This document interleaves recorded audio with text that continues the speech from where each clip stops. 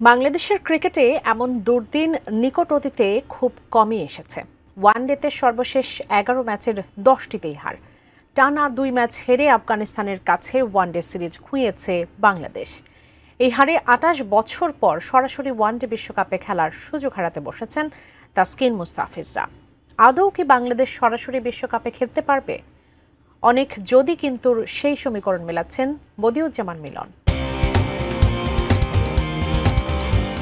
আগামী ২০২৭ ওয়ানডে বিশ্বকাপ হবে দক্ষিণ আফ্রিকা, জিম্বাবুয়ে ও নামিবিয়ায়। স্বাগতিক হিসেবে বিশ্বকাপে সরাসরি খেলার সুযোগ পেয়েছে জিম্বাবুয়ে ও দক্ষিণ আফ্রিকা। আইসিসির পূর্ণ সদস্য না হওয়ায় নামিবিয়াকে খেলতে হবে বাছাই পর্ব। সুপার লিগের পয়েন্ট টেবিলের প্রথম থেকে নবম দলের সরাসরি বিশ্বকাপে খেলার কথা, কিন্তু দক্ষিণ আফ্রিকার সরাসরি সুযোগ পাওয়ার কারণে এখন ওয়ানডে বিশ্বকাপে সরাসরি খেলবে ৮টি দল। বর্তমানে জিম্বাবুয়ে আইসিসি সুপার লিগের ১১তম স্থানে আছে। দক্ষিণ আফ্রিকা রয়েছে ৬-এ। ওয়ানডে বিশ্বকাপে অংশ নেবে ১৪টি দল। এর মধ্যে সরাসরি ৮টি দল খেললেও বাকি ৬টি দল আসবে বাছাই পর্ব থেকে। আইসিসির সুপার লিগের পয়েন্ট অনুযায়ী বাংলাদেশ বর্তমানে ৭৬ রেটিং পয়েন্ট নিয়ে র্যাঙ্কিংয়ের ১০-এ। গত ১৯ বছরের মধ্যে সর্বনিম্ন অবস্থানে। যদি ২০২৭ সালের ৩১ মার্চ ওয়ানডে র্যাঙ্কিংয়ে সেরা ৯-এ বাংলাদেশ না থাকে, তাহলে খেলতে হতে পারে বাছাই পর্ব। আর সেই বিশ্বকাপের সহ আয়োজক দক্ষিণ আফ্রিকা যদি ৮-এর বাইরে চলে যায়, তাহলে থাকতে হবে সেরা ৮-এ।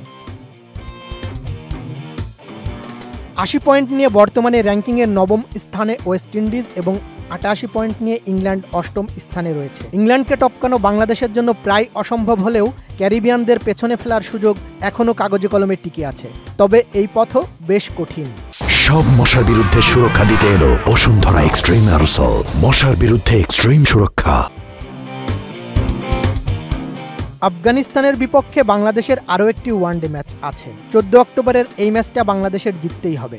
এরপর ১৮ অক্টোবর থেকে শুরু হবে বাংলাদেশ ওয়েস্ট ইন্ডিজ সিরিজ। বাংলাদেশে ১৫ অক্টোবর খেলতে আসবে ক্যারিবিয়ানরা, যেখানে ৩ ম্যাচের ওয়ানডে সিরিজ খেলবে বাংলাদেশ।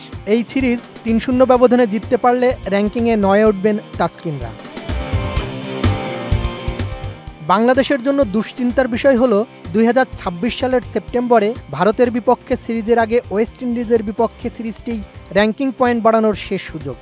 অন্যদিকে ওয়েস্ট ইন্ডিজের হাতে আরও কয়েকটি ম্যাচ থাকায় তারা সুবিধাজনক অবস্থানে থাকবে। তাই ওয়েস্ট ইন্ডিজ সিরিজের ফল পক্ষে না এলে ১৯৯৯ সালের পর প্রথমবার ওয়ানডে বিশ্বকাপের টিকিট পেতে বাছাই পর্বে খেলতে হবে বাংলাদেশকে।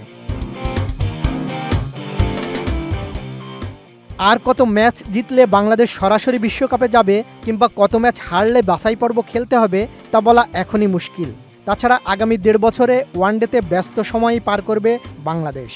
৮ সিরিজে ২৪টি ম্যাচ খেলা তো নিশ্চিতই। যদিও ২০২৬ সালের নভেম্বরে দক্ষিণ আফ্রিকা সিরিজের পর ২০২৭ সালের মার্চ পর্যন্ত বাংলাদেশের আর ওয়ানডে নেই। তবে বিসিবি সূত্রে জানা গেছে ওই সময়েও নতুন কোনো সিরিজ আয়োজন করা হতে পারে। কিন্তু এটা সত্যি সব মিলিয়ে বিশ্বকাপে সরাসরি খেলতে কঠিন পথই পাড়ি দিতে হবে বাংলাদেশকে।